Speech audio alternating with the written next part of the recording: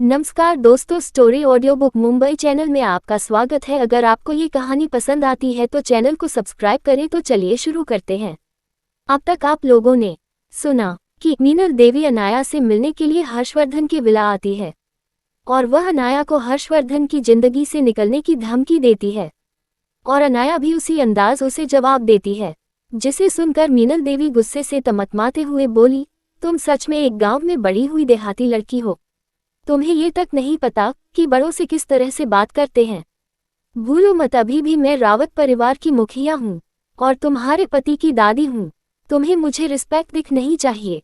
ये सुनकर अनाया हंसते हुए बोली, रिस्पेक्ट उसे दिखाई जाती है जो रिस्पेक्ट के काबिल हो। और मिसेज रावत, आप तो मुझे और मेरे पति को अलग करने के इरादे से यहाँ आए हैं, तो भला मैं आपको रिस्पेक्ट क्यों दिखाऊं? ये सुनकर मिलन देवी एक पल के लिए तो डर गई, फिर अपनी नज़र में घमंड भरते हुए बोली, तो उसमें गलत ही क्या है? तुम रावत परिवार के लायक नहीं हो और तुम्हें रावत परिवार में नहीं होना चाहिए। अच्छा होगा कि तुम हर्षवर्धन को छोड़ दो। फिर अपने बटुक के पास से एक चेक लेते हुए आगे बढ़ाकर बोली, इसमें अपनी कीमत भरकर यहाँ से दफा हो जाओ। मैं नहीं चाहती कि तुम्हारी परछाई भी मेरे पोते की जिंदगी में पड़े। तुम्हारी ही वजह से वह मुझसे दूर हुआ है और वह मेरे खिलाफ जा रहा है। तुम्हें अपनी जगह पता होनी चाहिए। ना ही तुम्हारे बाप का पता है, ना ही तुम्हारी माँ के खानदान का। और मैं नहीं चाहती कि ऐसी लड़की मेरे पोते की जिंदगी में रहे। इसीलिए कीमत चाहिए, वह इसमें लिखो और यहाँ से निकल जाओ। वहीं उनकी बात अनाया को इतना गुस्सा दिला रही थी कि वह मिलन देवी को अभी ही 2 थप्पड़ लगा दे, लेकिन वह खुद को शांत करती है और इतराते हुए बोली, मैं भला आपके चंद पैसों के खातिर अपने पति को क्यों छोड़ूंगी? उसकी जायदाद मेरी ही तो है। अब जब वह मेरा है तो मुझे आपकी छुट्टे पैसों की क्या जरूरत? वही उसकी बात सुनकर मिलन देवी का गुस्सा अपने आपे से बाहर जाने लगा था। उसे नहीं लगा था कि सच में अनाया इस हद तक आगे बढ़ जाएगी। वह गुस्से में दांत पीसते हुए बोली, मुझे पता था तुम एक नंबर की लालची लड़की हो। तुम्हारे अपने कोई एथिक्स नहीं है। तुम बस मेरे पोते के पीछे पैसों की खातिर पड़ी हो, लेकिन मैं ऐसा बिल्कुल ही नहीं होने दूंगी। मैं तुम्हें उसकी जिंदगी से बाहर फेंक कर रहूंगी, चाहे उसके लिए मुझे कुछ भी क्यों न करना पड़े। अगर तुम सीधी तरह से उसकी जिंदगी से नहीं गई तो मैं तुम्हें रास्ते से हटाने के और तरीके खोज लूंगी, लेकिन तुम मेरे पोते की जिंदगी में नहीं रह सकती। ये सुनकर अनाया उन्हें घूरते हुए बोली, लेकिन अगर आप ऐसा करेंगे तो क्या हर्षवर्धन आपको माफ करेगा? मिसेज रावत, आप बलूच ज्यादा ही बोलत नहीं रही हो? ये सुनकर मिलन देवी घमंड भरी आवाज में बोली, आखिरकार वह मेरा पोता है, मेरा क्या ही बिगाड़ लेगा? और वैसे भी बच्चों के लिए और उनकी भलाई के लिए कभी कभार कुछ सख्त डिसीजन लेने पड़ते हैं, और अगर मैं तुम्हें रास्ते से हटा भी दूं तो ज्यादा से ज्यादा वह मुझे कुछ वक्त नाराज रहेगी, लेकिन मैं उसके लिए एक अच्छे परिवार की लड़की खोज दूंगी जो उसका ध्यान रखेगी और जो समाज में उसके साथ खड़े रहने के काबिल होगी। कुछ वक्त में वह भी समझ जाएगा कि मैं उसके भलाई के लिए ही यह सब कुछ कर रही हूँ। वहीं उनकी बात अनाया को इतना गुस्सा दिला रही थी जैसे ही कोई उसके दिल के किसी हिस्से में खंजर चुभा रहा हो। इस वजह से अनाया अपनी आंखें बंद करती है और गहरी गहरी सांस लेती है। जब उसने अपनी वापस आंखें खोली तो उसकी आंखें खूनी लाल रेत थी, जैसे उसकी आंखों में ही खून उतर आया हो। वह अपनी खतरनाक नजरों से मीनल देवी को देखते हुए बोली, लगता है आपने कुछ ज्यादा ही आगे की प्लानिंग कर ली है। जिस तरह से आप बात कर रहे हैं, मुझे लग रहा है आपने तो लड़की भी खोज ली है। ये सुनकर मिलन देवी घमंड भरी आवाज में बोली, बिल्कुल मैंने खोज ली है, और वह भी कोई ऐसी वैसी नहीं, एक राज परिवार की लड़की है जो तुम जैसी लावारिस लड़की से तो 100 गुना ज्यादा अच्छी है। जब तुम्हें सच्चाई पता चल ही गई है तो तुम हर्षवर्धन का पीछा क्यों नहीं छोड़ देती? तुम उसे प्यार करती हो तो तुम्हें उसकी भलाई सोचनी चाहिए और यह पैसे उठाओ और उसकी जिंदगी से निकल जाओ। वही उसकी बात सुनकर अनाया, जो अब तक गुस्से से लाल हो रही थी, उसके चेहरे पर एक शैतानी मुस्कान आ गई और वह मीनल देवी को घूरते हुए बोली, लगता है आपकी प्लानिंग इस पर कामयाब नहीं होगी। आप कुछ ज्यादा ही अपने आप को महान समझती है। आपको लगता है कि आप कुछ ऐसी वैसी बातें करेंगे और मुझे मैनिपुलेट कर देगी और मैं हर्षवर्धन को छोड़ने के लिए तैयार हो जाऊंगी और बाद में हर्षवर्धन वह करेगा जो आप चाहती है। यही प्लानिंग करके आप यहाँ आई थी। वही अपनी पॉल को खुलता देख मीनल देवी इधर उधर देखते हुए गुस्से में बोली, क्या बकवास कर रही हो? ऐसा कुछ नहीं है, मैंने जो कहा है वह सच है। ये सुनकर अनाया उसका मजाक उड़ाते हुए बोली, बिल्कुल झूठ। आपको हर्षवर्धन की भलाई की कोई चिंता नहीं है। बस चिंता है कि हर्षवर्धन पहले की तरह आपकी बात नहीं मान रहा और आपके इशारों पर नाच नहीं रहा है। यहाँ तक कि राजवीर डेट भी आपके खिलाफ हो चुके हैं। यही वजह है कि आप यहाँ पर आए हैं। आपको लगता है कि एक बार मैं उनकी जिंदगी से चली गई तो वह लोग हताश हो जाएंगे और वापस पहले की तरह आपके काबू में आ जाएंगे और जैसा आप कहेंगे वैसा कर देंगे। यही वजह है कि आप मुझे उसकी जिंदगी से निकालना चाहती है। वही उसकी बात सुनकर मिलन देवी की गुस्से से मुठियां कस गई, क्योंकि यह सच है। मिलन देवी गुस्से में बोली, अगर यह सच है तो तुम्हारे लिए अच्छा ही है कि तुम उसकी जिंदगी से निकल जाओ, क्योंकि मैं तुम्हें किसी भी हालत में रावत परिवार में बर्दाश्त नहीं कर पा रही। मैं तुम्हें हर हालत में हर्षवर्धन से दूर करके रहूंगी।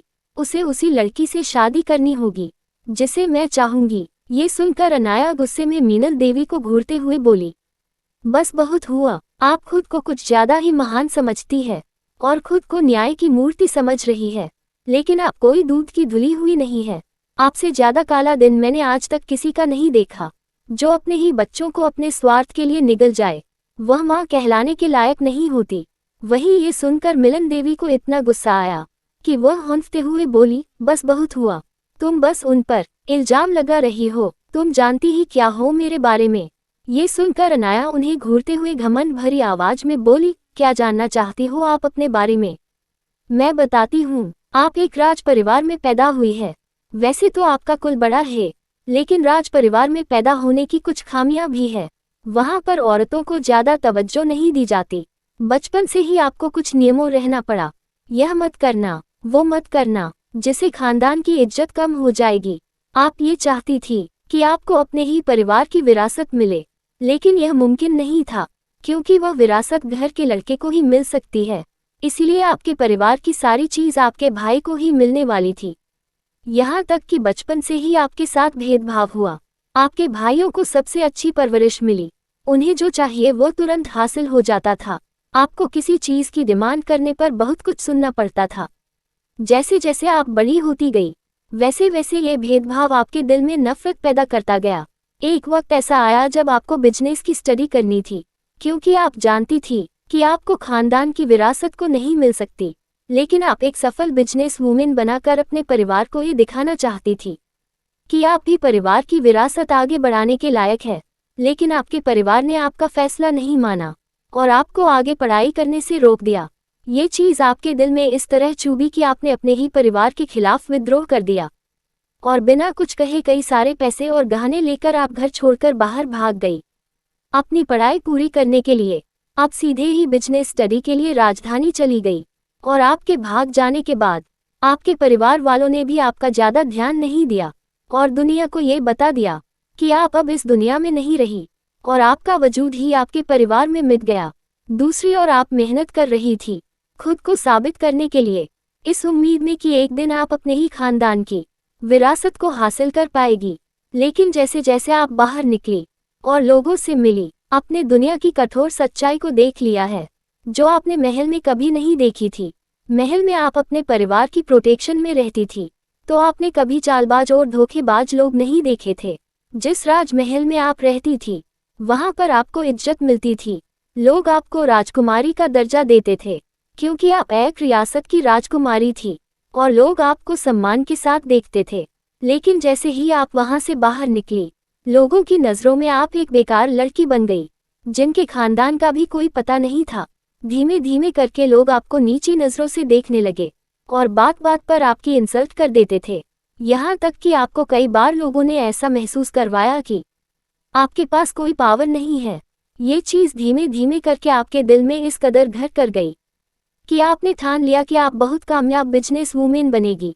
लेकिन जैसे ही आप बिजनेस करने के लिए बाहर निकली, आपको समझ आ गया कि बिजनेस सिर्फ काबिलियत और पैसों से नहीं होता। उसके लिए आपको पावर और कनेक्शन चाहिए, और आप अपने परिवार से पहले ही रिश्ते तोड़ चुकी थी। आपके पास ना ही कोई पावर थी, ना ही कनेक्शन, और अब आपके पास इतने पैसे भी नहीं बचे थे कि आप किसी के भी ऊपर पैसे फेंककर अपना काम निकलवा सके। तभी आपको एक ख्याल आया कि अगर आप एक अच्छे सक्सेसफुल बिजनेसमैन से शादी कर लेगी तो आपका रास्ता आसान हो जाएगा। और यही वजह थी कि आप हर्षवर्धन की दादा के करीब गए और उनसे प्यार का नाटक किया, क्योंकि आप सच में तो किसी से प्यार नहीं कर सकती। आप बस पैसे, पावर और प्रॉपर्टी से प्यार कर सकती है, और अपने सेल्फिश मकसद से। उसके अलावा आप किसी से प्यार नहीं कर सकती।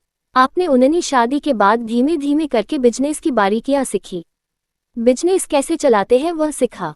वही रावत परिवार में आकर आपको ताकतवर, पावर तो मिल गई, लेकिन शायद आपको वह सम्मान नहीं मिला जो आप चाहती थी, क्योंकि रावत परिवार के बुजुर्ग भी पुरानी सोच के थे। वह भी यही माने थे कि परिवार की इज्जत सबसे आगे आती है, और रावत परिवार जमीन से ऊपर उठा हुआ परिवार था।